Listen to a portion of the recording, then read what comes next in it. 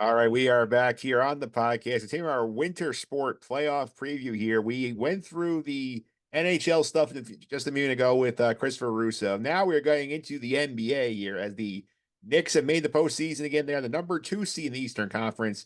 Joining me today, one of the guys from Sorry Sports, the Knicks fan half of that podcast. Tom Bocchino is back with us. Tom, how are you? Great to be here, man. Thank you for having me on. Apprehensively excited for the next playoffs here. Yeah, I gotta say, this is not a season I think any of us saw coming when it started here. Obviously, with the big trade for Anunoby mid-season, Randall getting hurt, all the injuries along the way, and this team gets to 50 wins in the 2 seed in the East, which is wild. Yeah, I think it's a testament to Tibbs. I mean, grinding his guys through the regular season always seems to work out for him. Well, again, injuries always come with Tibbs. It's disappointing to see Randall out. As much as he's a flawed player and us Knicks fans like to take a dump on him, it's going to be really hard to win in the playoffs without his 20-something points a game and his rebounds as well. Um, and I think the other thing that really contributed to this, I guess, somewhat expected Knicks season, where I think most people, including myself, were projecting them for more of like a between like a 6 and a 4 seed, was the change in the defense at the All-Star break just put the Knicks at another level. I mean, the Knicks, as well as the Orlando Magic, have just been insane defensively with these new rules and the less fouling and the less ticky tack, which I really enjoy. It helps the flow of the game, but with Tibbs at the helm, he's going to grind his guys into the ground, and sometimes that hurts.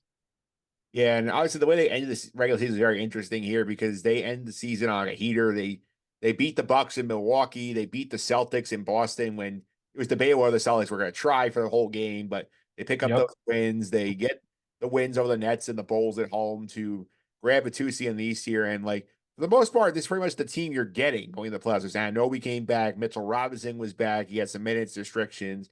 Hartenstein's on the Yeah. minutes restriction a bit, but like what do you think about how they are playing right now as they head to the postseason? I mean, I think they're playing at the absolute ceiling that they can. Hartenstein has been one of the most underrated signings. I think they're only paying him 10 milli. He's been an incredible backup center and really a starting center for the entire year. Now that Mitchell's back, if we can just get him rebounding and blocking shots and just somehow figure out a way to stay healthy. Same with OG. I mean, he's a corner three specialist, and then just probably him and Isaac, although Isaac doesn't play as many minutes, I'd say are the two best perimeter defenders in the league. And then obviously you have Jalen. I mean, the guy it's incredible. Talk about the best deal in the recent history of the NBA. Yeah, best free agent signing in at least the last decade in terms of bargain value. Yeah, listen, and us Knicks fans, we need to cherish this because usually they're not making these smart decisions. But I will say, I'm not usually an advocate for losing games intentionally, but I mean, I think you can agree with me here that winning that game and getting into that 2 seed, the Knicks banged themselves big time when it comes to the first round. Yeah, it's interesting here. I think that there's two ways to look at this with the 2 seed with the Knicks. Because obviously you can say, okay, Miami or Philly is not your typical 7 seed. Like at the same time here, you have home court for at least 2 rounds. You have Philly with MB coming off the injury. Who knows how he's going to stay able to stay upright on the floor. But he kind of like sailed through the season, kind of said, okay, let's go through the play again if we have to. So for me, I don't have the biggest issue with it because I think this is something where, like, you know what? If you're going to deal with MB and you're worried he's going to beat the Bucks, like, rather get him now when he's not as fully into form as compared to like what he would be if they went around. I mean, yeah, it's kind of a double-edged sword that the Knicks put themselves in just because I think that they could wipe the floor with Indiana. I mean, Indiana was the best scoring team in basketball pretty much through the in-season tournament, and then the couple of injuries, couple of changes, and then obviously the rules change really killed them offensively. Halliburton hasn't played as well. I thought the Knicks would have had a much easier series, but nonetheless, I think I got to go with the you win the game that's in front of you, and we could beat any team on the floor, except maybe the Celtics and the Nuggets. Yeah. I guess sort of the fair argument here because I think the way I look at the 2 seed is here, like this is not a team where their identity just sort of lay down and give up here. Like if it's in front of them, they have the opportunity to That's get the it. They're going to truth. Yeah, and that's such a good point. It's a Tibbs team, and it's like, maybe that would have left a sour taste in their mouth had they taken that game off or sat a couple players. So I see both sides of the argument, and as just a hopeful Knicks fan, I'm just gonna go with we need to win every game in front of us, and that's just the type of team this is. Yeah. Plus, as I said, like you're gonna see these guys eventually if they are as good as you think they Hmm. are. Like you're gonna see, like if you think the Bucks are gonna be the 2 seed here, like if you would drop the game, like they might get upset by Philly if Giannis doesn't play in that series. You might be dealing with Philly in the second round anyway if you deal with Indiana. So it might just make yourself a little harder. No, you're right. You're absolutely right. It's just, it'll be a real damn shame after the season to see a first round exit from the Knicks, and then you're just looking back at that one game. But listen, you got to win the games in front of you, and I'm okay with that strategy from Tibbs. It's worked so far. I mean, I know you're probably going to ask me how far I think the Knicks can go in the playoffs, so we're gonna go with it. We're gonna roll with it. Yeah, girl. Let's go. Obviously, we're recording on Tuesday night before that playing game between Philly and Miami turn Knicks opponent here. So let's sort of go through how each matchup could play out here. So let's start with Philly here, which obviously Knicks played them 4 times. They went 3-1. They didn't have Embiid in any of the 4 games. This is obviously a something you have to weigh in here. The Knicks didn't have Anunoby for almost all of them either. But what do you think how a Knicks Philly matchup would go? I think the Knicks end up winning that series just due to depth and their ability to play defense in probably 6 games. Like I said, it's just going to be a much tougher series than how I feel about the Pacers. I think with Robinson coming back and the way Hartenstein's playing, I think that they're going to have enough big bodies to throw at Embiid, and then Maxey on the matter of if they can keep the ancillary players at bay, um, your Tobias Harris's and players of that ilk. But I think the Knicks are going to be able to win that series and probably a comfortable 6. Yeah, I think for me, if I'm running the stream, obviously you have your three bigs with Mitch, Hartenstein, and Precious Achua. You could throw at Embiid. You'd say OG just run around with Maxey the whole series, and then you trust your other defenders to handle the other guys. I think a 6 game series sounds about right if it's Philly. Yeah, if it's Philly, I think a 6 game series feels good. And then if you look at the other one, it's like Miami, they're just so scary because they look like ass. But then you saw what they did last year to Milwaukee. Granted, Giannis had that back injury, but still, I mean, they went on a magical run all the way to the finals. And you sit on the edge of your seat when you're playing Miami and Jimmy Butler in the playoffs. Yeah, the thing that's annoying about Miami too is you're right, they don't look very good, but then like they'll find 3 guys who you've never heard of before who are in their rotation and like making big shots against you. I just don't think you can deny that they literally do not care about the regular season, clearly. And that's why, like, there's multiple years of evidence of this. So it's like that's why I'm talking so apprehensive about a team that's an 8 seed right now.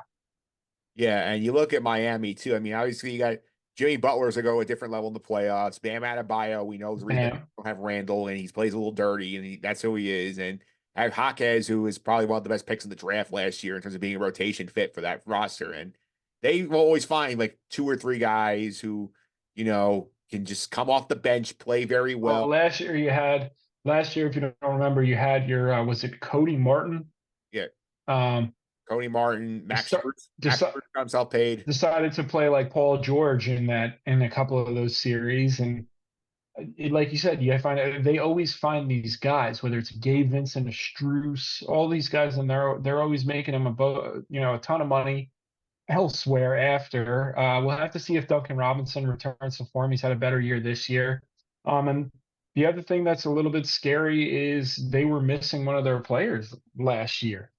Yeah, In what's his face, Tyler Hero. Tyler Hero. So I mean, that's a very dynamic scorer that can either come off the bench or start for them and give you 20 a game easy and create his own offense.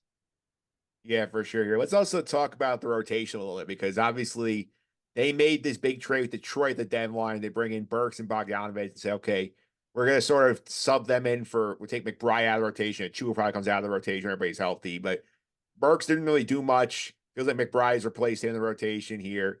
Bogdanovich feels like he has a role here. Like, how do you think the rotation is going to run here? Like, what do you think it's like 9 deep with Pachua in it? Do you think they try and go 8? What do you feel like they're going to try and do? I mean, Tibbs, ideally for Tibbs, he'd play five for every second of the game. But I think Achua is going to end up finding his way out of the lineup. He just makes too many mistakes defensively, and Tibbs, the little bit of hair that he has left, he's going to end up pulling it out. Um, I think it'll end up being probably a two bigs rotation, and then Achua will play just because of the minutes limits.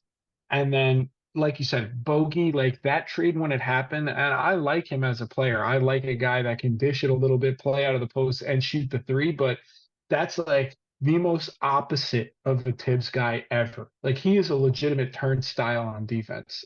He probably gives Tibbs nightmares. I don't know why they ever traded for him. And then Burks was nice a couple of years ago, but he's done. So I think the rotation is going to be really tight. You're going to obviously see a lot of Brunson. He's probably going to have to take a 6 month vacation after this. You're going to see a lot of Hart, probably some 48 minutes from him. Um, I mean, it's not going to be that deep of a team. Yeah, I think the question, I feel like you have your starting five with Hmm. Brunson, DiVincenzo, OG, Hart, and Hartenstein. Will say Mitch comes off the bench, I mean, McBride comes off the bench, and the question is like, do you want to put how much you want to put in Bogdanovich and Achua? Those are the flip up for the next two guys up. Yep. I mean, you're going to see Burks a little bit because he can still play a little bit of defense, and you just hope that he can knock down a couple of threes. But you're going to see a lot of 48 minutes nights out of these guys. Yeah, that's for sure here. And obviously, they did not get Julius Randle back here. Shocker, Knicks were not truthful was his injury because he got a setback trying to go contact too early, ends up needing shoulder surgery. Season's over here. It was frustrating because we saw the 14 games that he and I know we played together. Knicks look like they could be anywhere in the league. Now they don't have him, but like, what is the upside of the Knicks roster without Randall? Is it the conference finals? Do you feel like they can? Maybe somebody else take a shot at Boston. I feel they probably give Boston the best run in the East, though. Yeah, I think you hit the nail on the head there. I think their absolute ceiling is giving the Celtics like a good game or two in the Eastern Conference Finals.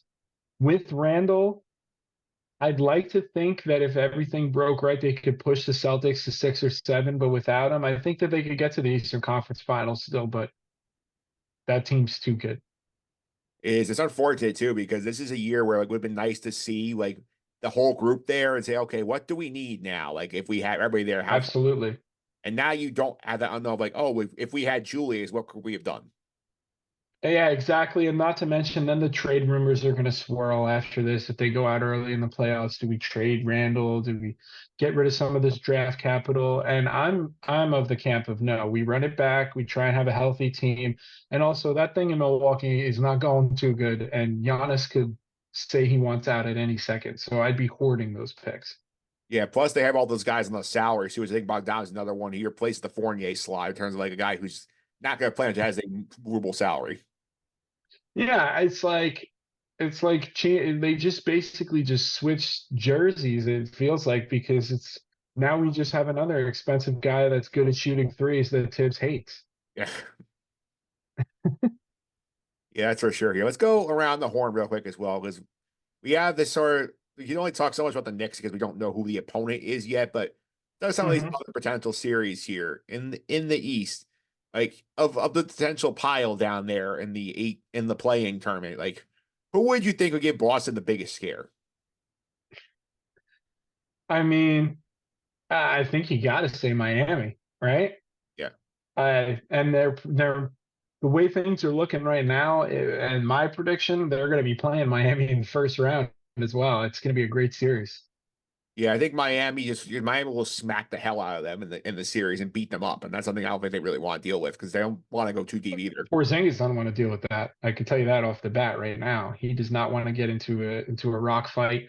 But honestly, if that is the series, I think the Celtics get it in five. I think the Heat will probably try their tricks and maybe steal one game, but I think the Celtics are just going to out talent and outclass them this year. So you're saying gentlemen sweep?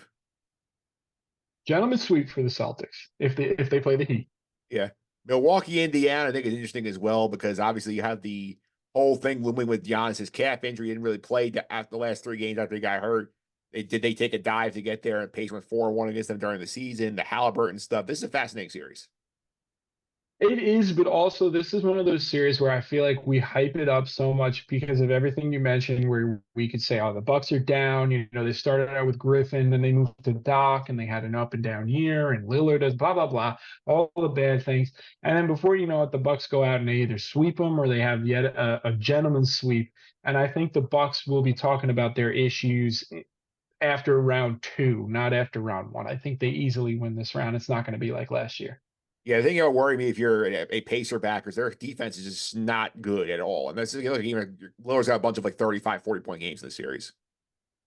Exactly. And there's just nobody that can stop him on the perimeter. And really outside of I mean, Siakam, I guess, could give him a hard time, but there's really nobody internally that could do anything with Giannis if he's healthy enough to play. Although, I mean, he's got that calf issue going on, and we saw that with Durant a couple of years ago, that calf, after about 3 games of playing on it or whatever, turned into an Achilles quick.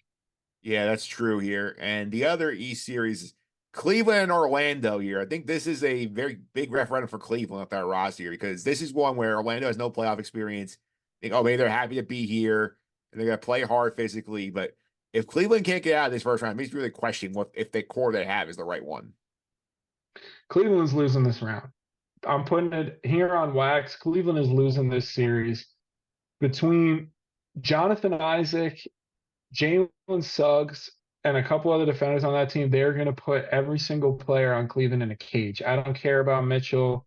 I mean, I love Mitchell, but he's already got both feet out the door, all the way up to his heels. He doesn't want to be there.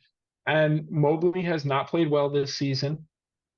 And I haven't really heard much about Garland either. I think Orlando's going to come out young, dumb, not know any better, and they're going to beat their ass. Yeah, I feel like if you like a team as an underdog as around Orlando is a good one because they're gonna have all house money because nobody's really gonna say, "Oh, we expect a lot of you guys." Even if they win, they're gonna get And smacked. they're going to make those games ugly. And trust me, the Cavs do not want to play in a defensive battle. We saw it happen last year. The Knicks did it to them. Exactly. I think the Cavs are just happy that they don't have to play the Knicks. They're scared just to hear the name. Yeah, that's for sure. Here, let's go west for a minute. Here, playing games are gonna be fun here. Of the pile for Oklahoma City, who would you think would be the biggest issue for them? I think the Lakers would be the biggest issue for Oklahoma City just because of the fact that outside of Chet, who's just great season. If Wemby didn't go on that tear the last 3 months, he might have won Rookie of the Year. But at the end of the day, he's not a stout big man, I'll say, and having a LeBron and an AD just beat up on you all series, I think would give them an incredibly hard time, and it's going to be a referendum on them because they have all those picks that they honestly can't even make, and they couldn't have gone out and gotten a Gafford instead of Dallas. Like they don't have another big man to stop anybody, so I think the Lakers are giving the biggest fits. It was a curious choice that they made to go get, I believe, it was the Gordon Hayward trade, right, where they basically turned some picks into Yeah, Hayward salary. I mean, I know that they were just trying to get rid of some picks and they needed a salary slot to fill, but like he's playing what 15 minutes a game for them. Yeah, like you would have liked to see them get a big, especially considering they're in the West, they have to deal with Jokic at some point. So Exactly. Exactly. And I mean, they're the number one seed. It's not like they're some silly young team that snuck into the playing game and they're not even the Magic, like you referenced earlier, where it's like, oh, we're just happy to be here. No, you guys are the one seed. Like, let's not mess around here. yeah, in terms of the Nuggets here, like it feels like that nobody in the playing bracket really will give them a big sweat because obviously they're dealing with the Pelicans and the Lakers tonight. And right now, as of recording time, the Lakers are up a point in this early second quarter. But like, I do feel like Lakers would be fun because then you would see the rematch of the Western Conference Finals. LeBron has been going out like they were not that much better than we Oh, you were. mean the most competitive sweep of all time? Yeah, most competitive sweep of all time, or the Pelicans who have a lot of intriguing pieces here and like fell out of the first round. But I think like they could be some fun if they got there. I still think Denver coasts. I think we're destined for a Celtics Denver finals. And I think that one will go 6 or 7, probably 7. Um, I don't think that any of the Nuggets should be or are scared of anybody in the Western Conference. Yeah, I don't think so either. I think Denver was in cruise control for a while. No doubt about it. Yeah, the 3-6 in here. Minnesota, Phoenix, and Phoenix As dropping. this is a fun. This is one of my favorite series right here because Minnesota, it's interesting to see how they're going to work Cat back in because obviously we saw when they were on their run, Cat had already relinquished his role as the best player to Anthony Edwards, who is officially my favorite player. And I'm just going to say this. I'm not going to say the name, but he looks like somebody. You know who I'm talking about, and he looks like somebody when he plays. Yes, he does. That's all I'm saying. Yeah. Um, and then obviously with Phoenix, you got Kevin Durant, probably a top 10 scorer of all time, top 15 player of all time, and he's still putting up big time numbers. Bradley Beal has awoken and he started to play really well. And then Booker has been ripping off 30, 40, 50-point games just to keep them in the position that they're in. So they're on a collision course for quite an interesting series because you could tell me that Minnesota goes out and just dominates them and KD plays the series kind of like he played couple of years ago against the Celtics where it just looked like he kind of gave up, or you could tell me that the Suns just boat raced Minnesota and they weren't ready. Yeah, you look at Minnesota last year. I mean, they lost the playing games, the Lakers, who get in the actual tournament to that spot here. This year, I mean, they play the Suns 3 times. Suns beat them by double digits 3 times, and Minnesota's number one defense, but like they've not been able to slow down that big three all year. They haven't. Cat is going to hopefully help out with that a little bit, and then Gobert, I just think has come into his own, especially in the second half of the season with the new defensive rules. Alexander Walker is an incredible defender. I I'm gonna lean. I'm gonna lean though. With that being said, Phoenix in this series, I'm gonna go with Durant. Yeah, that'll be my lean as well in that series. Then the 4-5 with the Clippers and the Mavs gonna be a fun series. Now, I was strange because they have not played since. This series awesome. It's gonna be an awesome series. I'm gonna go out here. My bold take here is whoever wins the series knocks off the Thunder in the second round. Okay, I like that. Yeah, I mean, we chronicled it on our podcast. Sean says it all the time. Luca owns Phoenix and he owns the Clippers. Kawhi's got some knee swelling thing. Lord knows if he's going to play. Have you ever heard that one before out of Kawhi Leonard? Um, Harden has decided that if he's not going to get every flop call ever, that he's just not going to try anymore. And then PG has been playing his ass off, but I think Luca and the way Kyrie Irving has been playing this season and keeping himself out of trouble, they're going to just score all day and every day on them. Yeah, I think like I feel like that series. I think that one you can mark down for 7 games. Mm. I uh, I I think the Clippers are soft and they're going to lay down. Honestly, I think Luka and Kyrie are going to punch him in the mouth in the first couple of games, and they're just going to lay down. I say five.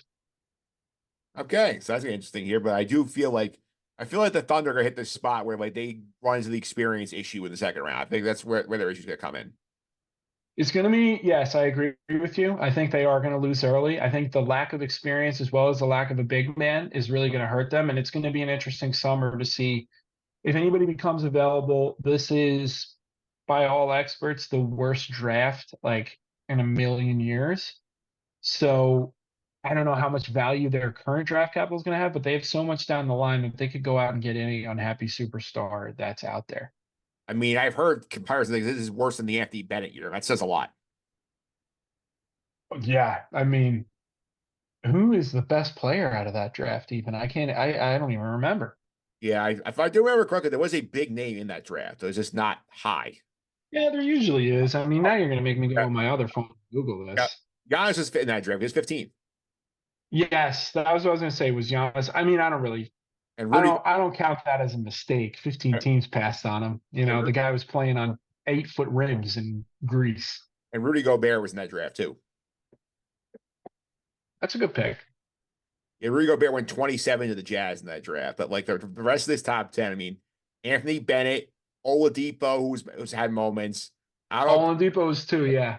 yeah, Otto Porter Jr., Cody Zeller, Alex Len, Nerlens Noel, Macklemore, KCP, Trey Burke, and CJ McCollum. So okay at 10, but like the rest of it, not so much. I like KCP, two-time champ. Yeah. Good role player. Probably not a great pick at number 9, but good role player. Yeah, good number 8. I mean, yeah, it was a really bad draft, and I think this one might be worse. I like Castle out of UConn, and that's about it.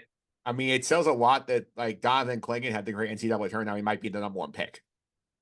I know, like usually it's already decided by then. Yeah, because usually like last year, like there was no questioning. Like we knew from like Oh, I mean, we knew Wembanyama the second he was born. They were like, yeah, 2023 first overall pick. I mean, come on, guy's an alien. yeah, and now like this year, like we might go to draft not knowing who's the number 1 pick. Nope. Combine for once, the NBA combine might matter. Yeah, that's for sure here. And Tom, thanks for all the time today. I really appreciate it. If you want to check out your podcast, how can he keep up with you guys? Yeah, we're on all platforms. It's the Start Interrupt podcast. Follow us on Twitter at Sorry Sports. We're in the midst of a heater right now with Masters coverage. This tonight we are recording right after I get off this. I think it'll be our ninth podcast day in a row that we're putting something out. So we're hot right now. Yeah, you guys definitely on a heater. We're trying, man. We're trying. And then we're going to be doing something with you very soon, too. So that's exciting. Yeah, we're gonna keep that one under wrap. That's gonna be on the Sorry to Interrupt feed. So I will we'll let you guys know when that is done. But that's gonna be a fun project here. And you followed the other podcast, that's a hint. Yes, exactly. That is a major hint. And then listen, like I said, my services are available if you want me on for to tell you that I got every prediction wrong after the first round. Yeah, if the Knicks advance, definitely chat again, Tom. Thanks for all the time. Really appreciate it. Of course, man. Have a good one.